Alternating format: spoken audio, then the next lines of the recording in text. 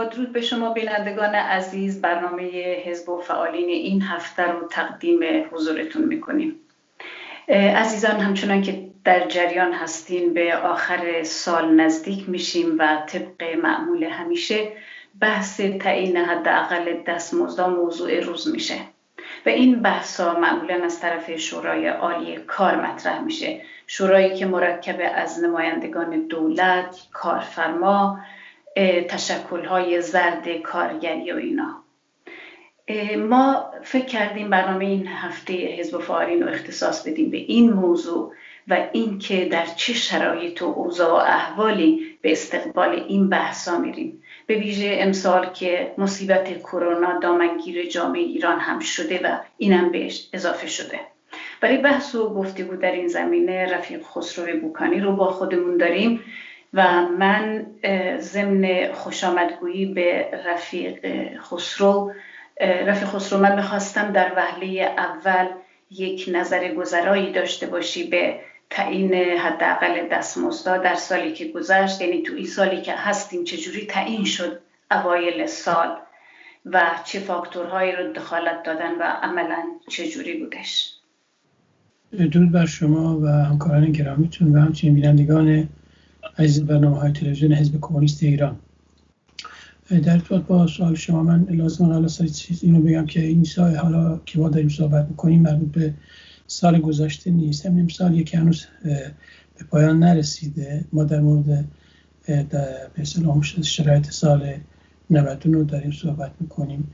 واقعیتی بود که به علت شیوع کرونا و گسترش این ویروس این بهانه شد برای دستاندرکاران تعیین حداقل مزد کارگران متشکل در شورای عالی کار رژیم که برخلاف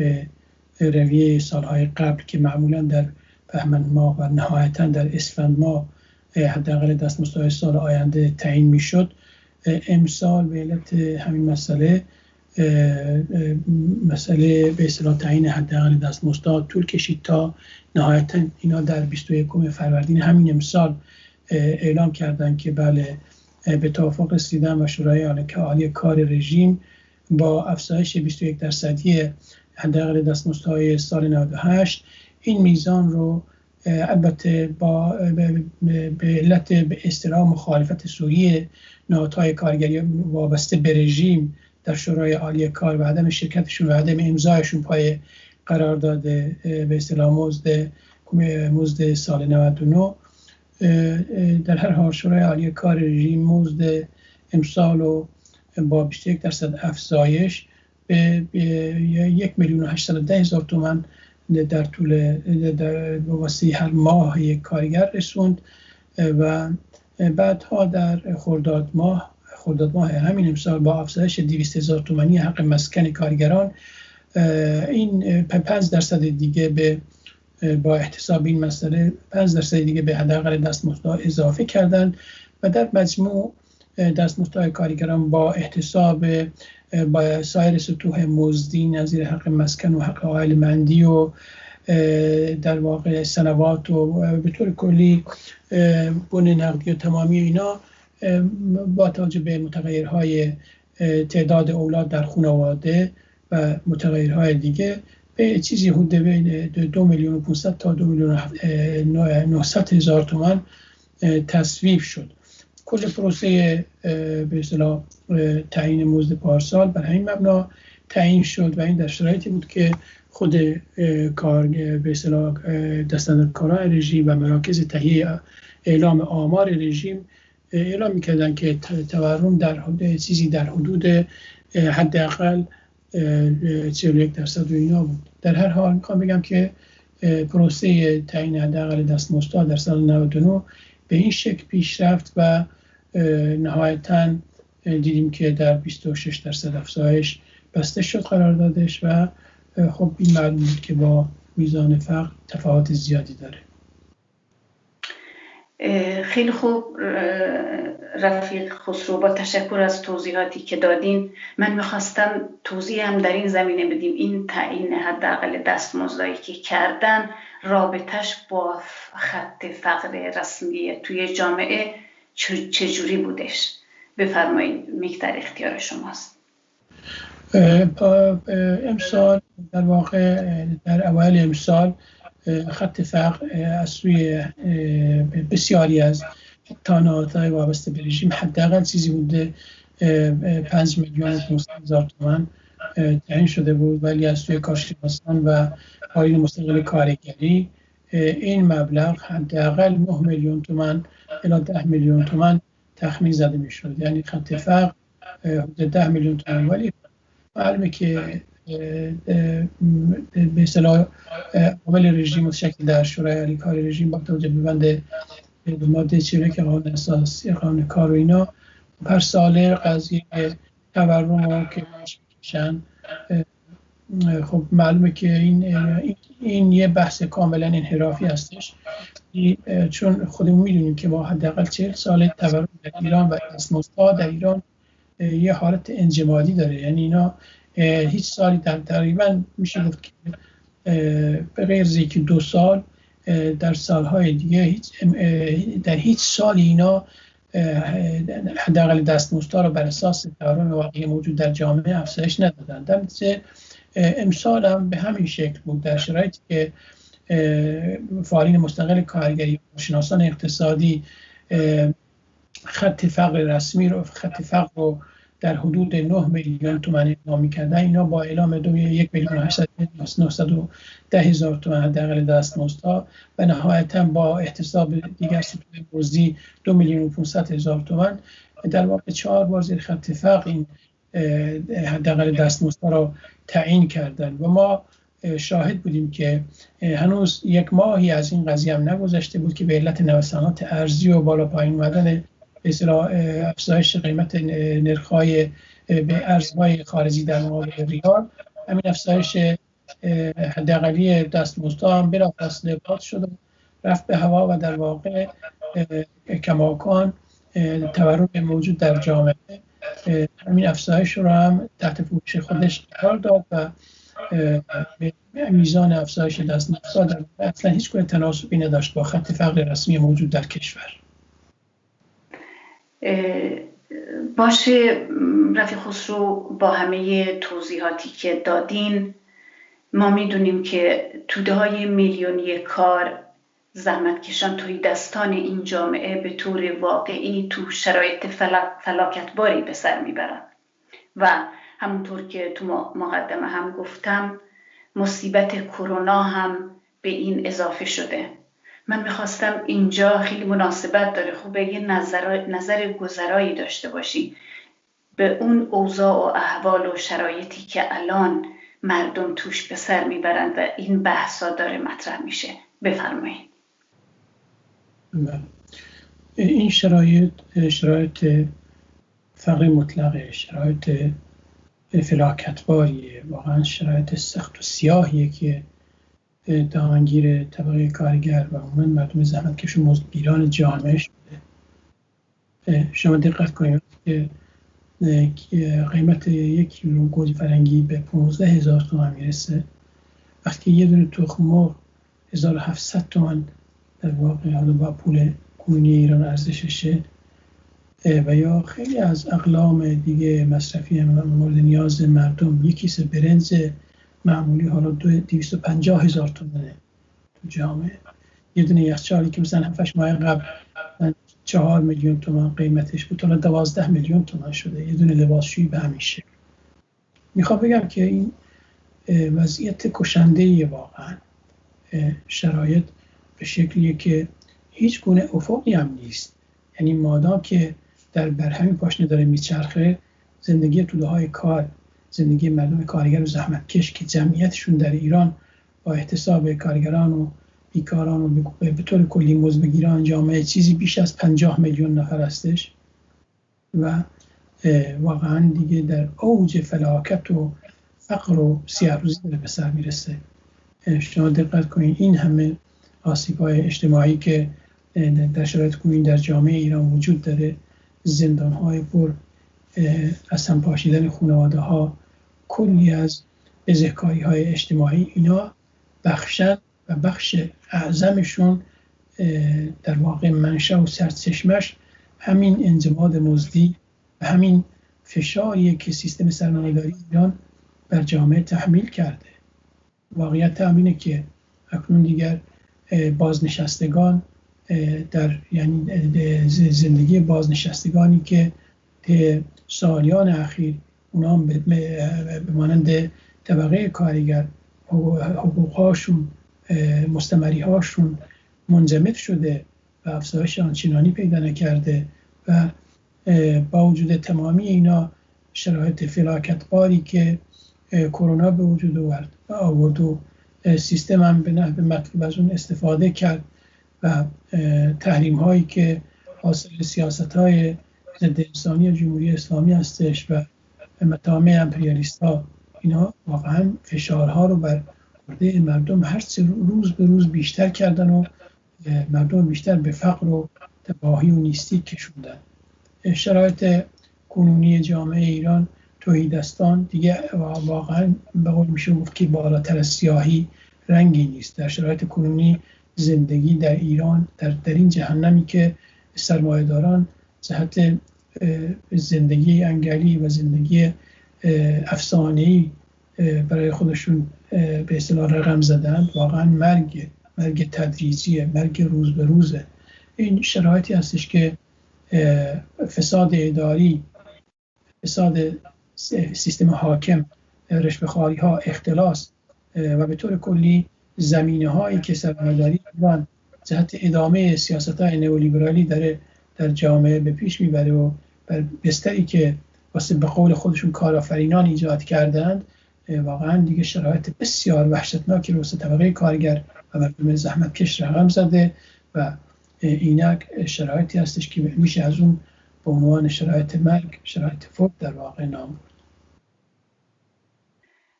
باشه، خیلی ممنون. ما توضیحات شما رو شنیدیم و اگه بخوایم روی این مسئله خم بشیم خب خیلی خیلی بیشتر از اینم میشه وضع فلاکتبار ایران رو توضیحش داد. ولی مسئله اینجاست که سران رژیم برای سال آتی چه نقشه‌ای برای تعیین حق دستمزد، حداقل دستمزد اینا در نظر گرفتن؟ فکر میکنین چه نقشه‌ای دارن؟ در پاسخ به سوال شما باید بگم که یکی از اهداف یا یکی از برنامه‌هایی که شورای عالی کار رژیم یا به طور کلی حاکمیت برای آینده در نظر داره اینه که از فحوای بخشنامه‌ای که اخیراً معاون حقوقی روحانی به سازمان تأمین اجتماعی داده، اینا میخوان کماکان به اصطلاح دست کارفرمایان رو به عنوان کارآفرینان بیشتر باز کنن و بازم در جهت تشدید استثمار طبقه کارگر اقدامات جدیدی انجام بدن. اونم اینه که اینا با این بخشنامه‌شون در واقع کارفرما رو مجاز میکنن از به اصطلاح اختصاص دادن یا ندادن افزایش دیگر سطوح مزدی و اینی که دیگر سطوح مزدی رو از جمله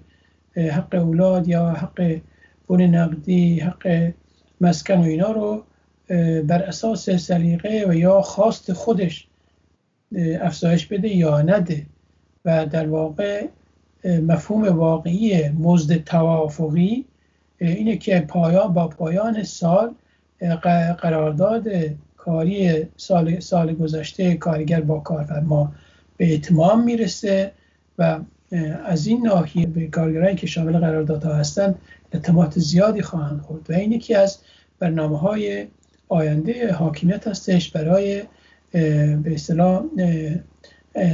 استثمار بیشتر طبقه کارگر و اینه که طبقه کارگر رو بیشتر از حقوق و مزایا و در واقع امکاناتی که حتی در همین قانون نیمبند کارم بهش اختصاص داده شده محروم کنن، به اضافه تمامی به اصطلاح اقدامات دیگه‌ای که رهبران رژیم و به طور کلی حاکمیت برای سال آینده در نظر داره. ببینید اینا اولویت اولشون اینه که سیاست‌های به اصطلاح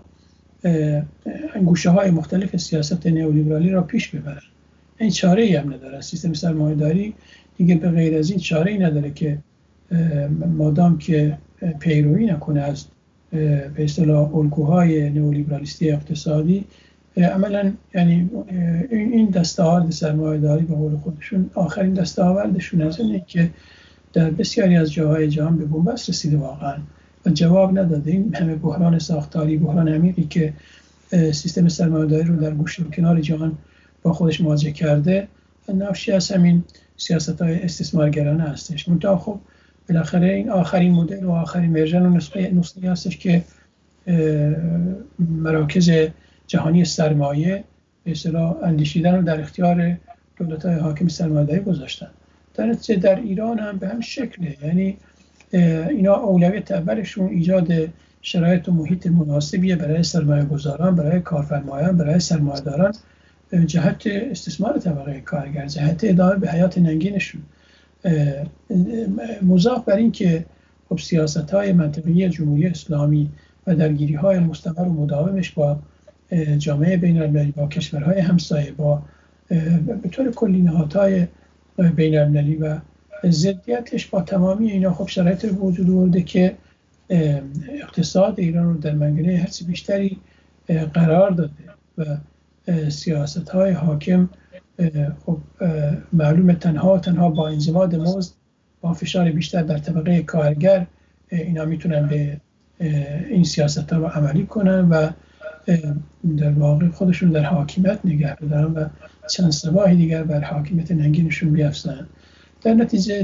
در ارتباط با سال آینده و برنامه‌هایی که اینا دارن، معلومه به نظر میرسه که بر اساس گمان زنی‌ها اینا امسال هم نهایتاً با وجود اینکه فرق حالا امسال دقیقاً به چیزی بیشتر از 12 میلیون تومان رسیده، ولی به نظر نمیرسه که اینا بیشتر از 25% قصد داشته باشن که حداقل دستمزد رو افزایش بدن. و تمامی شواهد و قرائن اینو به ما میگه، از جمله 3-4 نشستی که تا حالا کمیته مزد شورای عالی کار برگزار کرده و روزنامه‌ها و جاهای دیگه به اصطلاح انتشار پیدا کرده، اینو میگه که اینا نهایتاً نظر دارن که دستمزد حداقل دستمزدهای کارگران و حالا جدا از به اصطلاح متغیراتی که امکان داره از جمله تعداد اولاد و یا میزان سابقه کار و یا نوع کار و اینا، حدود نهایتاً به 3,500,000 تومان برسه و دستمزدهای کنونی رو نهایتاً اینا در نظر دارن که 25% افزایش بدن که اینم بازم 3-4 مرتبه خط فقر میمونه و فقر و تنگدستی و فلاکتی که طبقه کارگر درون به سر میبره کماکان و طبق سابق ادامه خواهد داشت. باشه، غیر از اون چیزایی که شما گفتین، همینطور که در جریان هستین، امسال این بحث رو با تعیین بودجه سال 1400 قاطیش کرده. اینجا چه نقشه‌ای دارن؟ اینجا چه چیزی رو تعقیب میکنن که همزمان دارن این بحث رو با این مطرحش میکنن؟ ببین، قضیه بودجه به این شکله که خب اینا اولویت‌های بودجه‌ای خودشون دارن. در طول تاریخ حیات جمهوری اسلامی تا حالا نبوده که امکان نداشته که حاکمیت یکی از اولویت‌هاش پرداخت در واقع مزد کافی و مزد واقعی نیروی کارگران باشه. مثلا جهت اطلاع شما، همین امروز و دیروز بازنشستگان اطلاعیه منتشر کردن که اتفاقا دقیقا به این موضوع اشاره کردن که در بودجه امسال اصلا منافع و یا به طور کلی وضعیت اونا در نظر گرفته نشده و خواستم مطالبات خودشون طی چندین بند اعلام کردند. میخوام بگم که خب یکی از اهداف جمهوری اسلامی در این مواقع اینه که با اعلام آمار و ارقام افسانه‌ای و هزاران و صدها هزار میلیارد تومانی و ریالی اینا بخوان که در واقع مزد کارگران رو از این طریق حاشیه‌ای کنن. اینا هدفشون اینه که با برجسته کردن بودجه‌های جاری و عمرانی و اینی که باید به جاهای دیگه برسن، باید به عنوان آبادانی مملکت برسن، در حالی که اصلا نمیرسن و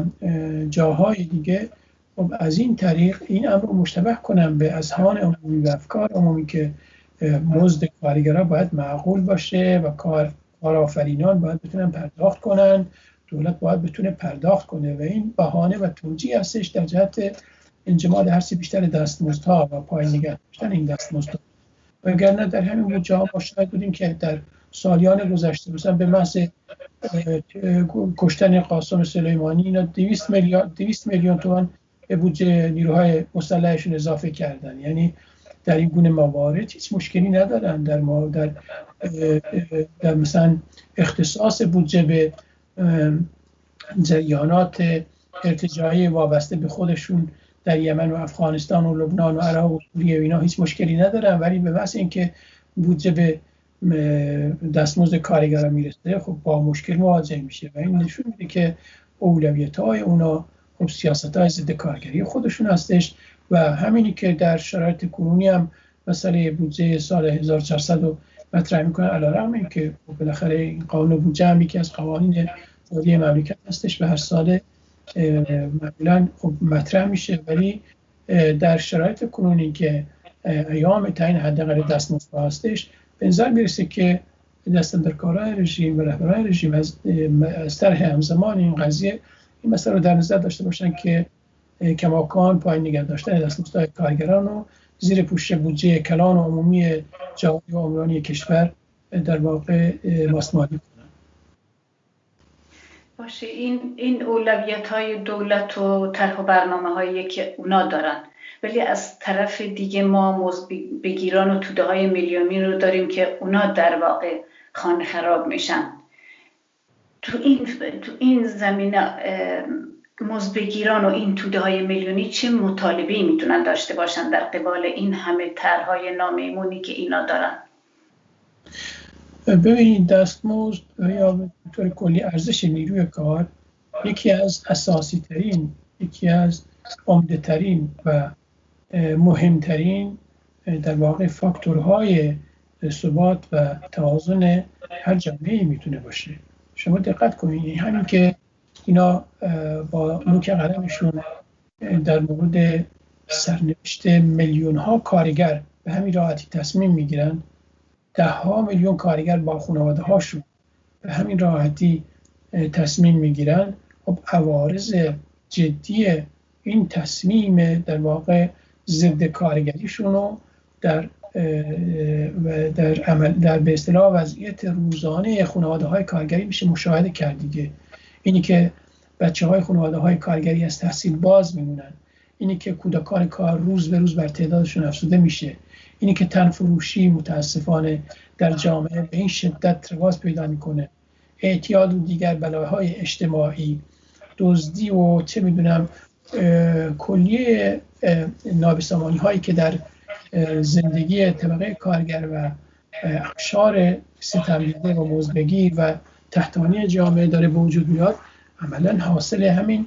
دستمزدهای ضد کارگری هستش. حداقل دستمزدها هستش که سیستم داره به مردم تحمیل میکنه. در نتیجه خواست به نظر من خواست افزایش واقعی دستمزدها و اینی که مثلا حالا دیگه این شرط و شروطی که اینا در ماده 41 قانون کار در نظر گرفتن دیگه مفهوم و ماهیت واقعی خودش رو خیلی وقت هاست که از دست داده. مثلا تعیین دستمزد به اصطلاح بر اساس نرخ تورم حالا دیگه بحث بسیار بیهوده و بیمایه‌ای شده، در واقع بی‌مفهومی شده، چون ما خودمون می‌دونیم که بالاخره وقتی که دستمزدها بیش از 40 ساله رو هم انباشته شدن، منجمد شدن، مثلا طوری نیستش که اگه امسال مثلا دستمزدها با خط فقر با به اصطلاح میزان تورم خانایی داشته باشن بتونه مشکلی از مشکلات طبقه کارگر و خانواده‌های کارگری رو حل کنه. خب به علت اینکه این مشکلات یکی و دوتا نیستن. مشکل مسکن یکی از مشکلات عدیده و یکی از مهمترین معضلات طبقه کارگر و مزدبگیران جامعه هستش که با افزایش مثلا امسال افزایش دستمزد تا حد نرخ تورم این دیگه قابل دسترسی نیستش. مشکل امکانات ایام و زها، مشکل امکانات تحصیلات فرزندان و بسیاری دیگر از نیازمندی های خانواده های کارگری، اینا برآورده شدنشون دیگه با مثلا تطبیق میزان حداقل دستمزدهای امسال با میزان تورم، با نرخ تورم، اینا برآورده شدنی نیستن. در نتیجه بایستی که خواسته اصلی توده های ستمکش، توده های رنج و کار، توده های طبقه کارگر باید این باشه که بهره‌مندی از زندگی در واقع انسانی، زندگی متوسط، زندگی که دیگه بچه های خانواده های کارگری مجبور نشن واسه خاطر امرار معاششون برن به کودک کار تبدیل بشن، مجبور نشن ترک تحصیل کنن و بسیاری از معضلات دیگه جامعه. منظورم اینه که به طور کلی مسئله دستمزد یه فاکتوریه که کلیه با دستمزدهای مکفی هستش که حتی به لحاظ اقتصادی میتونه یه رونقی به وجود بیاد. اینی که به اصطلاح ایدئولوژها، اینی که برنامه‌ریزان سیستم استثمارگر سرمایه‌داری افزایش دستمزدها رو مربوط میکنن به اصطلاح افزایش نرخ تورم، یه بحث کاملا عوام‌فریبانه هستش، اصلا هیچ ربطی نداره افزایش دستمزدها با افزایش به اصطلاح نرخ تورم در جامعه. در نتیجه مزدبگیران و میلیون‌ها حقوق بگیر جامعه، معلمان و فرهنگیان و پرستاران، بازنشستگان، همگی اینا به نظر من مطالبه مزد واقعی، دستمزد واقعی، چون شما خودتون میدونید که بالاخره افزایش دستمزدها بر افزایش به اصطلاح احتساب افزایش مستمری بازنشستگان هم تاثیر داره و خیلی از به اصطلاح حقوق بگیران و مزدبگیران دیگه جامعه. در نتیجه به نظر میرسه که این یکی از اولویت‌های کنونی جامعه ایران هستش که به رهبری طبقه کارگر مسئله دستمزدهای مکفی، دستمزدهای واقعی و ارزش نهادن واقعی به نیروی کار باید در اولویت مباحثات قرار بگیره. یعنی مادام که طبقه کارگر ایران موفق نشه که این خواست رو به خواست عمومی جامعه تبدیل کنه و این مسئله دستمزد فقط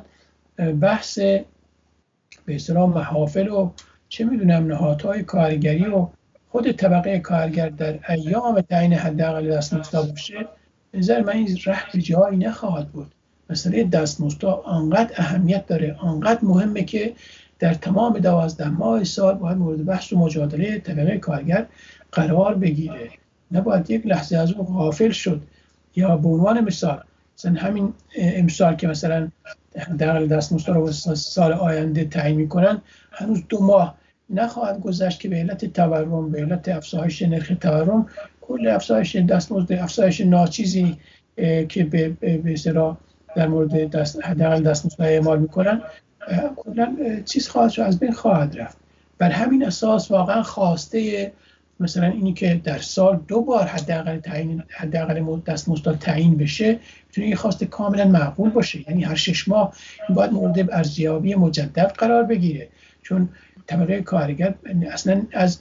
افزایش دستمزدهای امسال بهره مند نخواهد شد که نرخ تورم کل اینا رو به اصطلاح از بین خواهد برد. ببخشید من تو حرفاتون میپرم رفیق خسرو، ولی میخواستم ضمن این که دارین این صحبت ها رو میکنه، خب طرح و خواستا و اسم بردن ازشون و دور اون